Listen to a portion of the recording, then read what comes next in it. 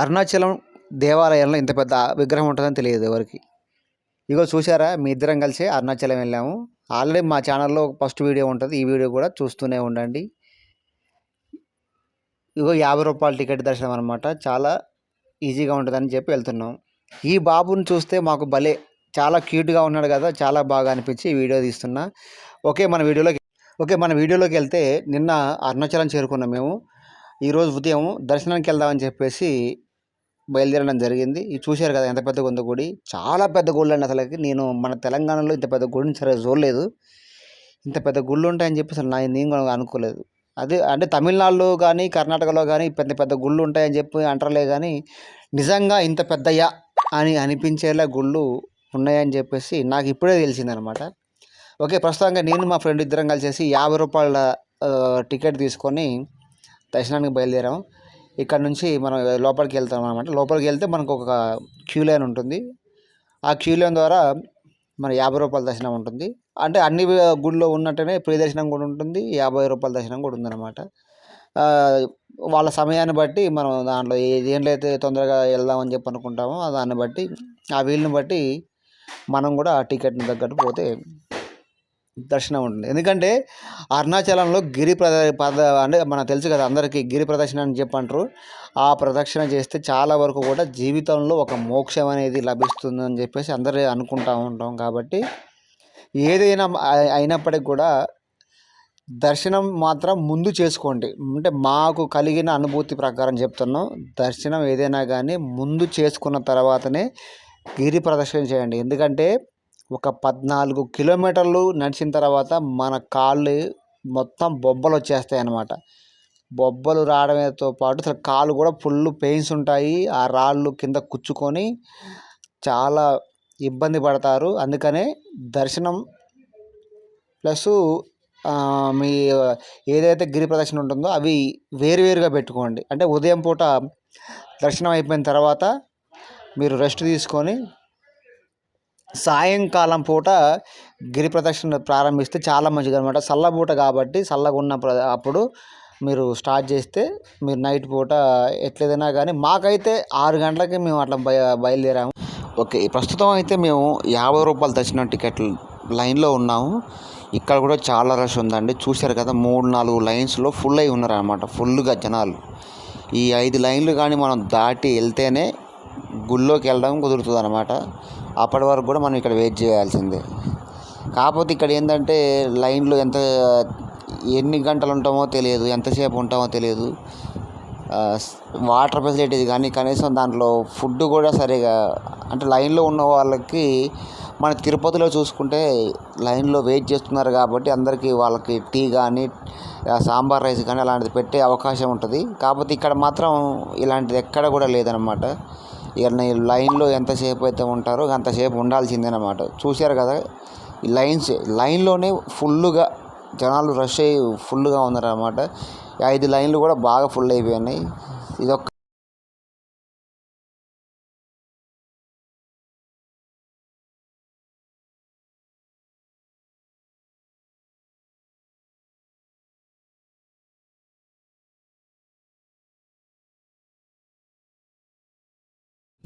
ఇప్పుడు మీకు కనపడేది అనమాట. అంటే మన దర్శనం లైన్లో నుంచి ముందు రావడం జరిగింది. ఇదే మనకి కనపడేది గుడి. అంటే గుడి అయితే ఇది కాదు, గోపురం అనమాట. ఇలాంటి ఒక 3 గోపురాలు దాకా ఉంటాయి. ఈ గోపురాలు దాటుకొని మనం వెళ్ళాల్సి ఉంటుంది. చూశారు కదా ఎలా ఉన్నారు జనాలు. ఈ జనాల లైన్లో నుంచి మనం వెళ్ళాల్సి ఉంటుంది. ఇంకా మనకి 2 లైన్లు ఉన్నాయి. ఆ 2 లైన్లు దాటితేనే మనం లోపలికి వెళ్ళడం కుదురుతుంది అనమాట. అప్పటి వరకు కూడా వెయిట్ చేయాలి.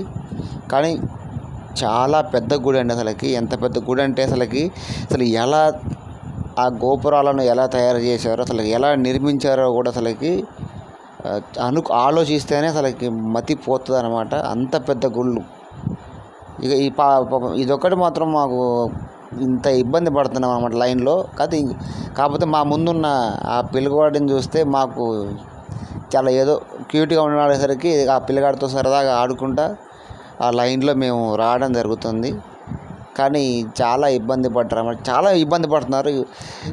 50 రూపాయల లైన్లో తొందరగా వెళ్ళిపోతామని చెప్పని అనుకున్నాంలే, కానీ ఆ రోజు ఆదివారం కావడంతో చాలా ఇబ్బంది పడ్డామన్నమాట.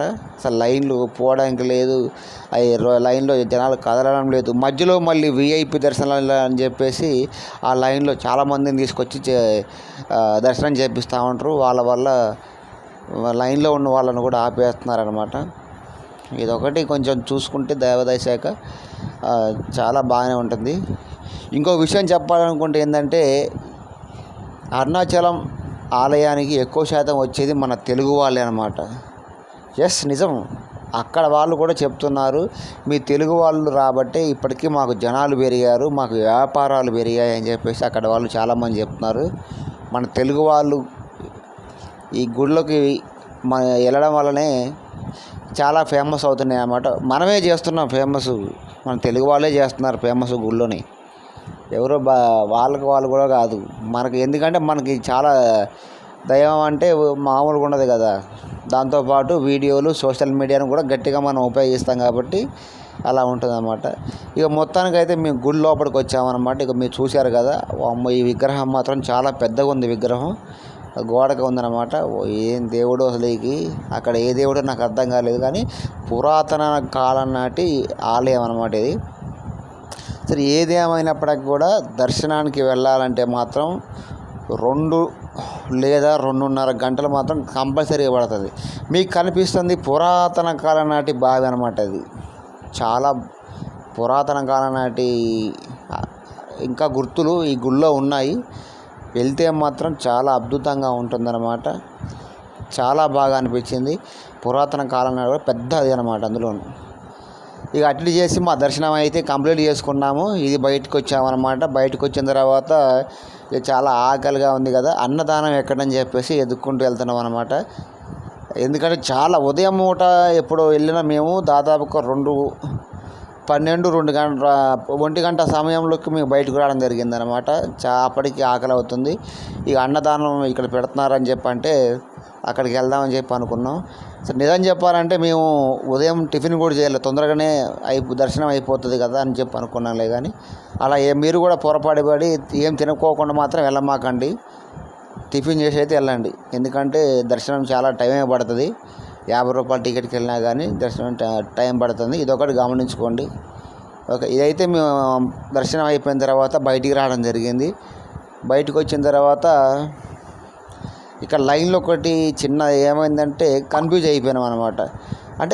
మేము దర్శనానికి రావడం ఏమో 3 గోపురాలకి ముందు నుంచి వస్తే, దర్శనం అయిపోయిన తర్వాత 3 గోపురాలకి వెనక వైపు భాగంలోకి మనం బయటకు వస్తామన్నమాట. మనకు సంబంధించిన వస్తువులు కానీ ఏదైనా మనం అవతల స్టార్టింగ్లో ఎక్కడైతే దర్శనానికి వెళ్ళామో అక్కడ పెట్టుకుంటాం కాబట్టి మళ్ళీ మన వస్తువుల కోసం మనం అక్కడికి వెళ్ళాల్సి ఉంటుంది. ఇక అలాగని చెప్పేసి మేము ఇక అందరినీ అడుక్కుంటూ ఇట్లా వెళ్తామని అనమాట. చూశారు కదా ఎలా ఉన్నాయి అక్కడ. చాలా రకరకాల దండలు కానీ చాలా తక్కువే ఉన్నాయండి. కాస్ట్ మాత్రం చాలా తక్కువే ఉన్నాయి. మేము కూడా కొన్ని ఐటమ్స్ కొనుక్కున్నాం. చాలా తక్కువనే ఉన్నాయి దండలు కానీ, బట్టలు కానీ, లింగీలు కానీ. ఇక మనకి ప్రస్తుతం కనపడేది ఏంటంటే, ఈ అమ్మాయిలు కానీ మేమందరం కూడా అన్నదానం కోసం లైన్లో నిలబడ్డాం అనమాట. ఇక్కడ ఇలా అన్నదానం లైన్లో నిలబడితే వాళ్ళు వచ్చేసి టోకెన్స్ ఇస్తారు. లైన్లో ఉన్న వాళ్ళకి టోకెన్స్ ఇస్తాం అనమాట. ఇక్కడ టోకెన్స్ లైన్లో ఉన్నప్పుడు ఇస్తారు. ఇక మీకు చూపిస్తున్నవే టోకెన్స్. ఈ టోకెన్ తీసుకుంటేనే అక్కడ భోజనం ఇస్తారన్నమాట. మేము ప్రస్తుతానికైతే ఇక లైన్లో నిలబడి చూపెట్టు టికెట్. ఇక ఇది మీకు చూపించే టికెటే అన్నదానం టికెట్ అనమాట. ఈ టికెట్ ఉంటేనే మనకి లోపల పెడతారు. సరే, ఓకే ఫ్రెండ్స్, మళ్ళీ భోజనం తర్వాత ఇంకో వీడియోతో మీకు వస్తా ముందుకి.